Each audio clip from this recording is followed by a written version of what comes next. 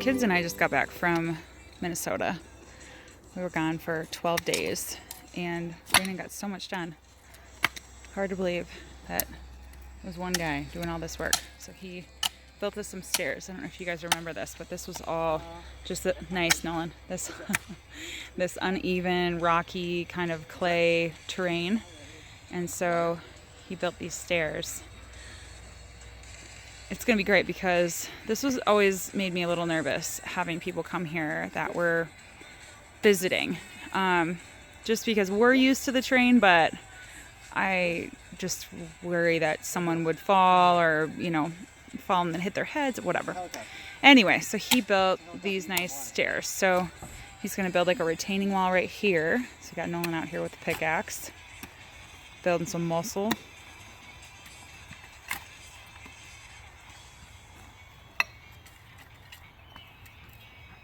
So I don't know if you heard that. That's an osprey that's been sitting up in a tree for an hour and a half, just looking at our turkeys and ducks.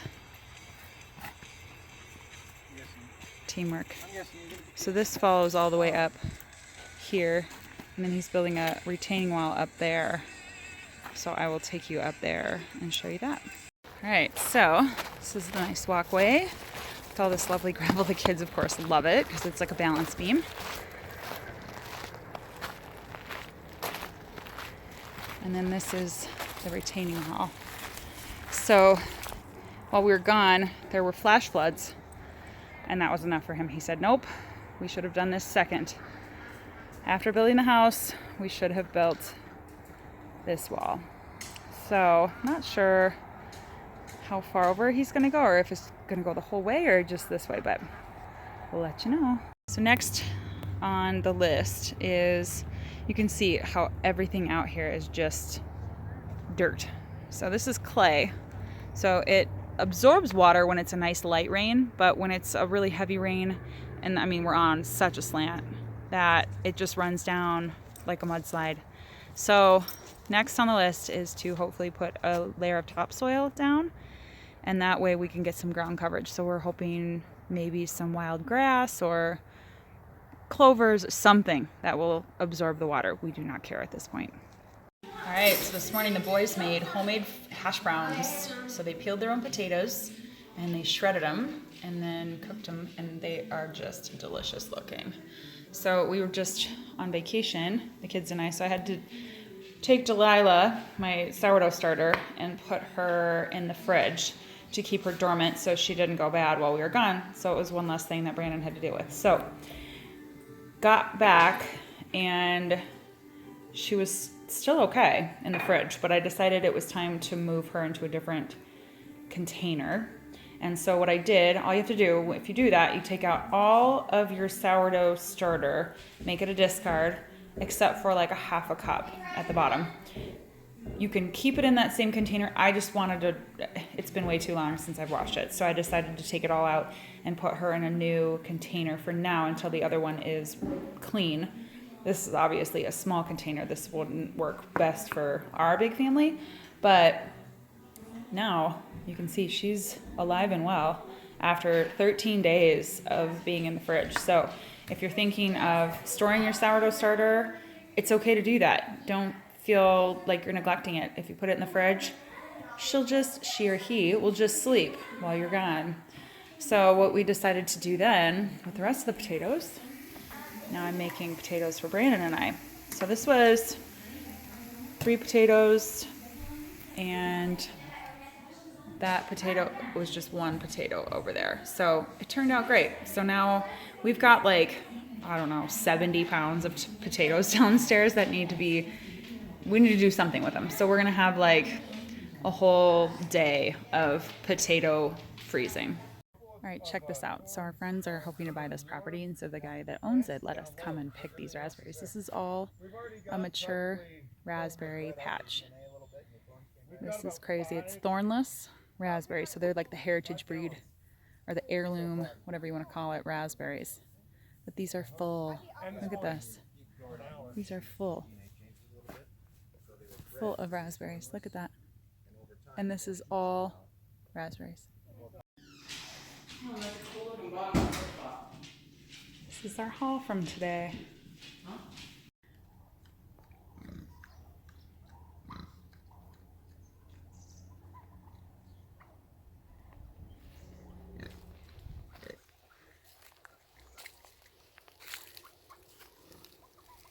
Hi. Hi. Isn't she the cutest? You are. They're written around in yesterday's produce haul saying, hey, where's the good stuff? They're getting so big. So update on these guys, we are going to be processing them probably first week of September. My in-laws are coming out and are planning on helping us with that. So they've got another good month with us, which I'm happy about. But it'll be nice in the winter to not have this many animals. So this is my calendula or calendula, depending on where you live. And those are those big, beautiful blossoms that I've been plucking and drying. And then this is little chamomile flowers that I'm also plucking and drying. And then I'm going to make tea with these. And the calendula, I'm going to actually be making some skincare products for myself and the family. So yeah, not sure when that's going to happen. Maybe this winter when I have some time to do it. So we'll see. Got a couple turkeys that are injured, being manhandled too many times by the toms. So I've got them quarantined in here so they can do a little healing. So they're on day 2 here in quarantine, and they're getting along fine with the ducks. Ducks could care less. These turkeys are out of control. Look how big they are. They are ready. So we're trying to figure out when to process these guys because we don't have the freezer space for them, and we're not really sure like when we can sell them. I don't know. Stay tuned. We're gonna come up with a good game plan. I had some good ideas, Brandon's had some good ideas, so we just need to find something that works for us.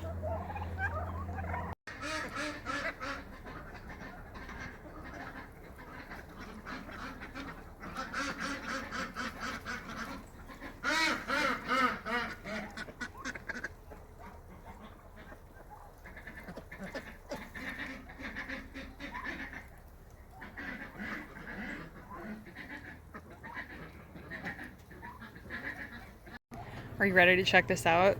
Guys, this greenhouse is out of control. I've already had to take out a few plants that just weren't producing anything in order to let the other ones that were producing grow. Oh my gosh. Okay. So we've got mint coming out of our ears here, which next year will probably double. This whole row of jungleness is tomatoes. I've got my lemon tree, which is growing a few lemons in the back, you can see. This tomato plant was just an afterthought, and it is actually doing tremendously well. You can see the fruit growing on here. This is what I'm probably the most excited about, is the peas. I harvested about a dozen of them yesterday that, while we were gone, got too big. And so, because I grew all heirloom plants this year, all vegetables and herbs and things like that, I'm actually going to try my hand at producing my own seeds, or I should say having my plants produce seeds for me for next year's harvest. So I'm going to do a little bit of research on that before I just dive right in, but this has been probably my favorite thing to grow because they're so sweet and delicious, and I can just come out here and snack. This monster, which had to be tethered up here, is going to be a spaghetti squash. It was also an afterthought and has taken over. So, happy about it, but man, it is bonkers. These are all of my zucchini plants, and I can hardly walk in here. It is just mayhem. I don't know though, there's one growing in there that's probably ready to pick. We harvested about 2 yesterday. Oh, here's another one too. That can probably be picked. A couple more in a couple days, which is perfect because we eat them every day. So we harvested about 10 cucumbers yesterday. I gave 2 of them to the turkeys because they were just giant and we don't like them super seedy. And we noticed that when they're that big, the skins are super tough and they're kind of bitter. And if you peel them, it's fine, but that's where all the nutrients is. So yeah, we've got lots of stuff going on in here. But yeah, the tomatoes, there are lots of them growing. I'm just hoping that they turn green or turn red from green and give us some. But look at that massive one in there. You see that? That's huge. So hopefully they turn red soon and we can start enjoying them. I think the ones I'm most excited about though, I mean these are great because I can can all of these. The ones I'm most excited about are the little cherries. So I've got cherries here, but these are gonna be like, I can't even, like little candy cherries. Let's see if I can find some. But this was actually more of like a bush than it was actually like a plant. So I don't know. Oh yeah, there's some over there. You can see how little those tomatoes are gonna be. So I hope those are like the super sweet little poppable ones that I can just come in here and gorge on. So then I'll take you out to the garden boxes. So this box is a little sad for me. I thought the onions were doing super good. Look how little they are. And they're already starting to uproot and turn brown. So, I mean, whatever. I'll make like a stock, like a vegetable stock with them or something, and then we'll just do a little more research next year of why this is happening. And look at what's happening to all my cabbage. These darn little inchworms, these little green inchworms. I've picked off probably 30 since yesterday. Let me see if I can find one. Maybe I got rid of them all. But look at the holes they're creating. And they're actually going in and eating my cabbage. Look at that. Kind of ticks me off. Well, no, it really ticks me off because I was hoping for like a ton of sauerkraut this year. And now it looks like we're gonna not have a great crop. But again, first year, I'm cutting myself a little slack, giving myself a little grace. So, I don't know. I've made peace with the fact that we might not get a lot from this box, but I'll show you tomorrow. Nolan and I are going to come out. He's kind of my garden buddy. We're going to come harvest some beets because you can see, look at how beautiful that is. He pulled one the other day just to test it. So we've got red beets and we've got golden beets. So this one right here is a golden and that one's a red. And we are going to harvest all of these tomorrow. And yeah, give the carrots a little chance to grow because the carrots have no chance. So we'll get those going, hoping to at least eat some of the greens. We love the greens cooked. But look at the stinking little green worms are getting my broccoli too. So it must be the cruciferous plants that it likes. But look at that. I mean, they just devour them. And again, here they are. Look at, there's 3 of them on this one. Look at that. Little jerks. Ugh. But you know who loves them? The turkeys. So I just pluck them off and give them the turkeys. But look, I got little broccoli heads forming if these little inchworms can leave them alone. So I'm hopeful for these, but I don't know. Let's come up here. I'll show you the herbs. Oh, the snowberries are starting to grow too. They apparently taste like mint. Everything we've read said, well, the deer love them and the elk love them, but everything they said, oh, you can eat them, but they could cause this, or they could have this. And I'm like, yeah, no, I don't think we'll eat those. But the peppers are doing really well. I just transplanted some basil up there. That's why they look so sad. But look at this basil. Bumper crop of basil. So I'm going to make some pesto. I've got, this is all oregano right here. And this we think is lemon balm, which I'm going to make into a tea with some of the mint that I'm growing as well. We've got, these are the bell peppers. These are the wonder peppers, jalapenos and shishitos. And then in between I've got different stages of radishes growing. So these can probably be harvested today or tomorrow. And then we'll either eat the greens or give them to the turkeys or the ducks. They love them. So that's about it from the garden. This is what I just picked off of my broccolis. Not cool, guys. You're going to the turkeys now. All right, you guys ready for some worms? Go. Oh, they love them. They love when I'm up here in the garden. A little free produce or free protein for you. Enjoy.